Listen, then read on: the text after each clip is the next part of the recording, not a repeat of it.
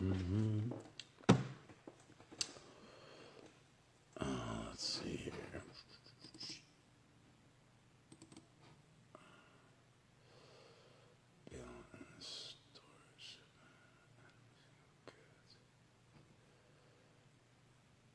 What the element of a bailment are, what the bailee's liability is, what the bailor's liability is, what other rights and duties, compensation, bailee's liens, casualty to goods arise. Interesting. Anyway, just got back the other day from picking up an extraordinary volume of books out of a law library, about 15,000 pounds worth of books to be exact. And it was a long journey. I had to go up almost to Canada to pick them all up. We made it back safe and sound. I will be getting the class out to people. I have not done that yet, and I apologize. I've been a little preoccupied ascertaining this knowledge and literature that has been gifted to myself as well as so many others. So anyway, you can't see it behind me, but anyway, there's a stack of books that's about 32 foot high, and they all pertain to law, from Supreme Court rulings to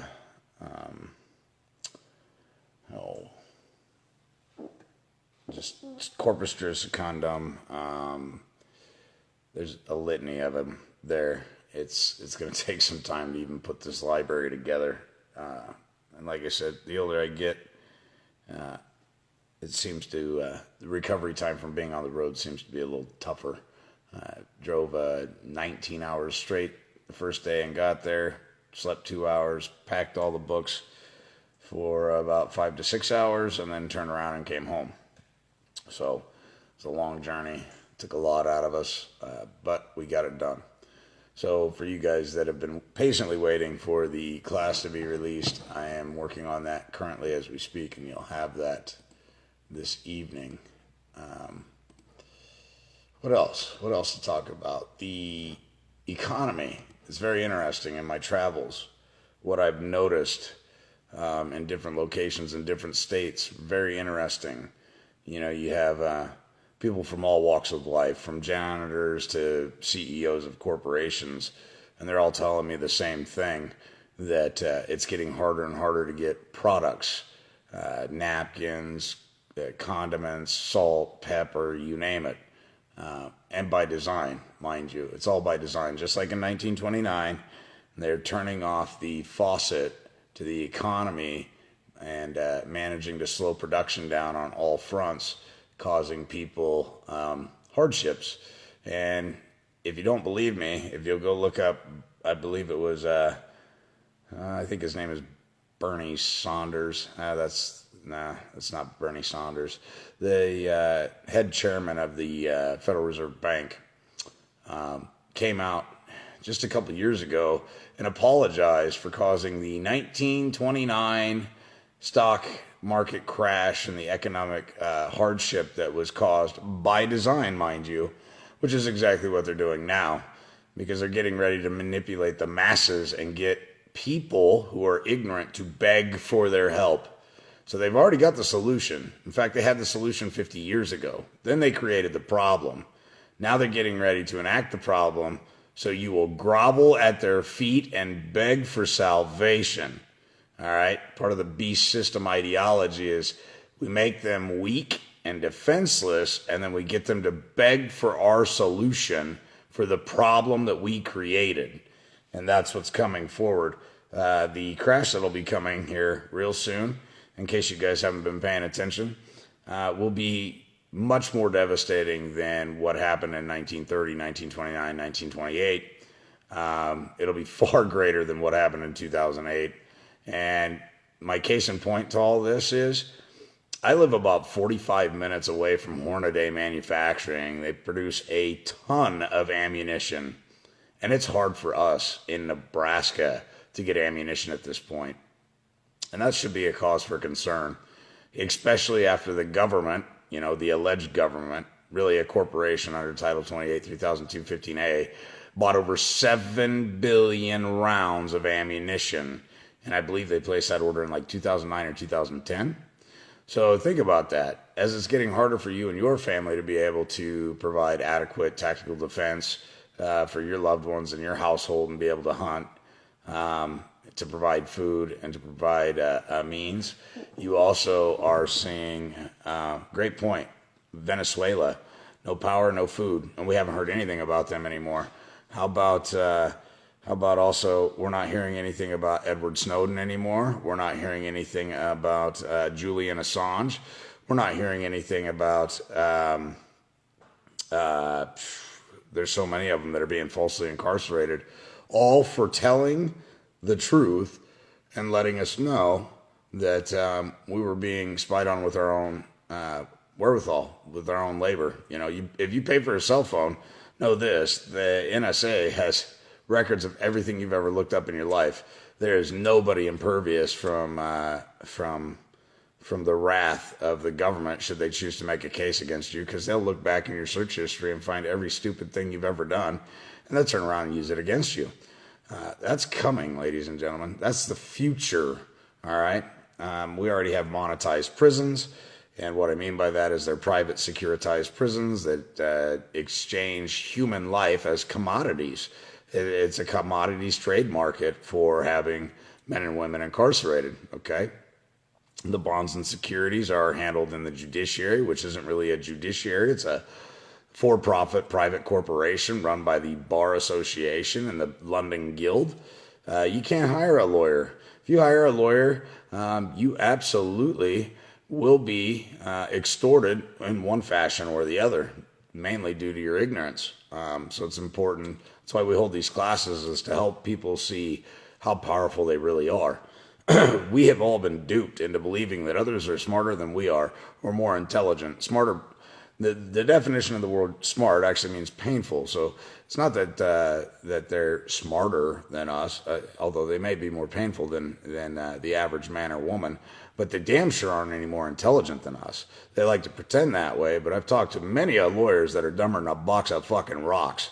I mean, they're fucking stupid, okay? So you can do this. It's not that damn hard. It's whether or not you've got the heart to stand up for what's right and stand in the light. And that's what equity does for many of us. That's why equity is so important. If you're going to make a claim, you want to make it an equitable claim. And on the other hand, if they're making a claim against you, the onus of probandi is on them. I provide no evidence against myself. You must prove your claim, right? Real simple. But anyway, 16,000 pounds of books. That's a lot. It's I think there's over 4,000 or 5,000 books here, and they're just astronomical, unbelievable. And so we'll delve into that. It's going to take some time. My videos may be more sparse in the coming months as I put this law library together and work on some other things. But anyway, the reason I was getting on here is because people were starting to worry about me. I do appreciate everybody that cares for me and worries about my well-being.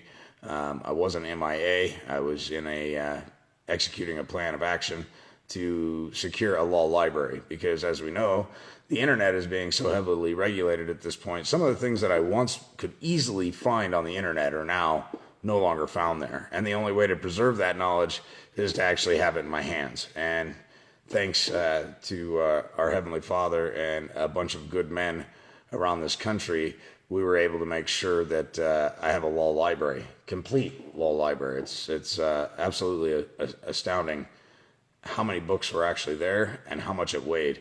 I couldn't believe it. Absolutely unbelievable. So you can't put a price on something like that. It's absolutely priceless. The knowledge within inside those books, showing you the history of what happened in this country and some of the documentation that is within those books is absolutely phenomenal. I just can't wait to get deeper into it. Let's see here. They are tracing people and have cops enforcing masks. Oh, yeah. Talk about my travels. I have never been so disheartened in my life. I had some guy, and before I make this statement, I want you to understand, I don't care if you're a janitor or a CEO. I treat you with the same amount of respect.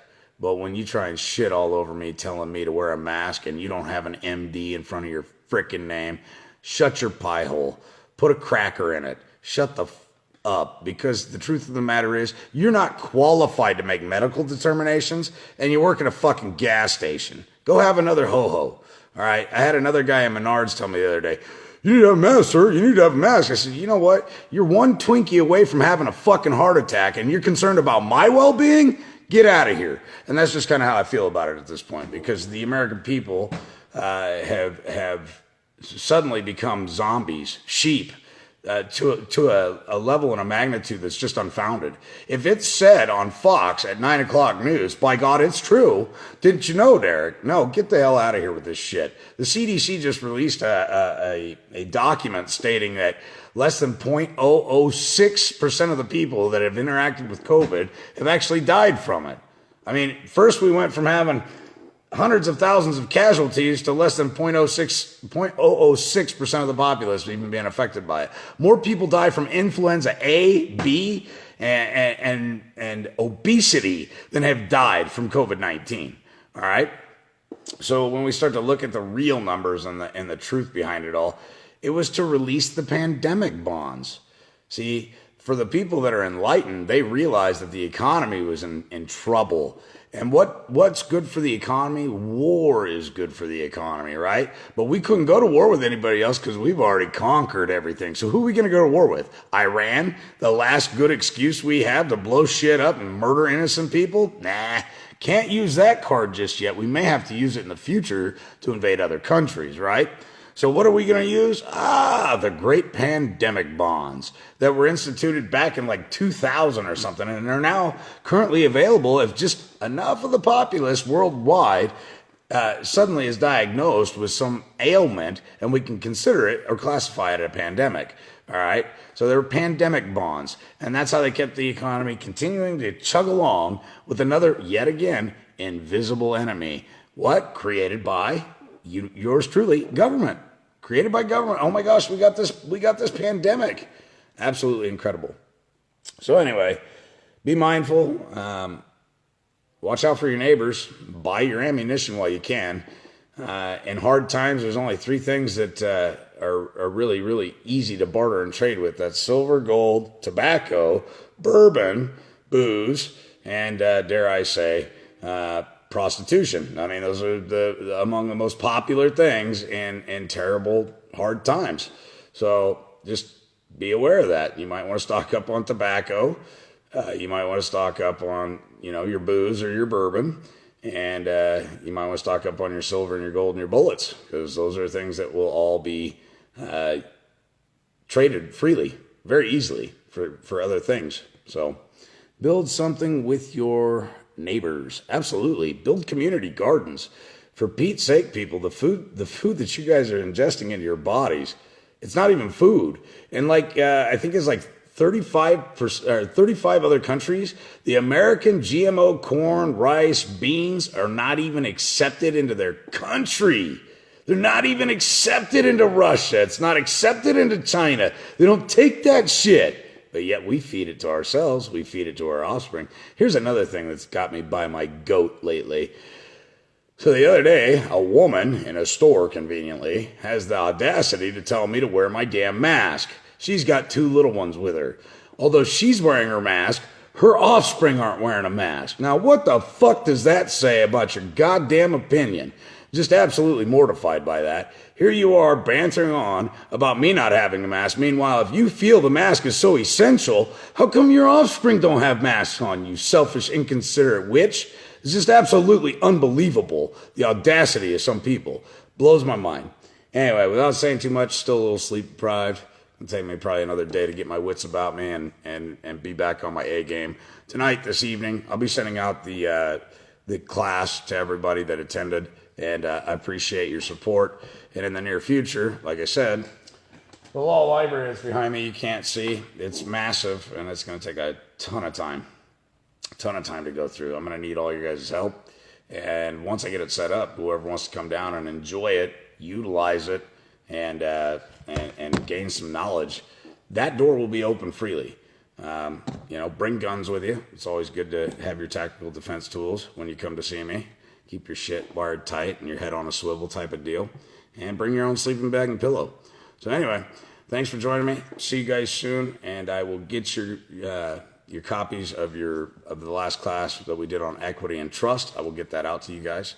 And then my next goal will be to, of course, categorize the law library that was gifted to us so generously. And we thank our brothers up in Idaho for that. And then I'm going to, as promised, redo the class on land patents, because the last land patent class that I did, I actually lost the PowerPoint. And I feel, at least the way I learn, I'm a visual audio learner. And so for me, it's best to have something like a PowerPoint put together so I can visually see it, I can read it, I can interact with it, so on and so forth. So I'm going to put that back together for my prior class that I feel didn't get the full value of the class for the lack of having the PowerPoint presentation. So that's coming in a few weeks here. But again, thank you for all your support, and we'll see you guys soon.